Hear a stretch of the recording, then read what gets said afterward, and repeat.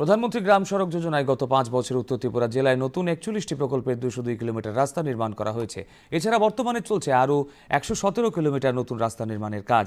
আজ উত্তর ত্রিপুরা জেলার শনিছড়ায় রান ফর পিএমজিএসওয়াই কর্মসূচিতে অংশ নিয়ে এই তথ্য দেন দপ্তরের কুমারঘাট ডিভিশনের নির্বাহী বাস্তুকার কিংসুক সরকার। প্রকল্পের ২৫ বছর পূর্তি উপলক্ষে পিএমজিএসওয়াই কাঞ্চনপুর ডিভিশনের উদ্যোগে অনুষ্ঠিত এই রান শনিছড়া থেকে শুরু হয়ে ধর্মনগর কলেজের প্রাঙ্গণে গিয়ে শেষ হয়।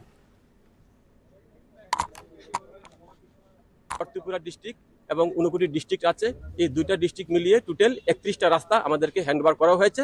আমাদের এখন কাজ চলছে দ্রুত গতিতে এবং 3 থেকে 4 মাস এর মধ্যে মোটামুটি সমস্ত কাজ কমপ্লিট হয়ে যাবে। এখানে আগে তো ছাত্র আমরা চলাফেরা করতে খুব কষ্ট ছিল, অনেক কষ্ট থেকে মানে আমরা ভালো হয়েছে, রাস্তাটা ভালো হওয়ার কারণে।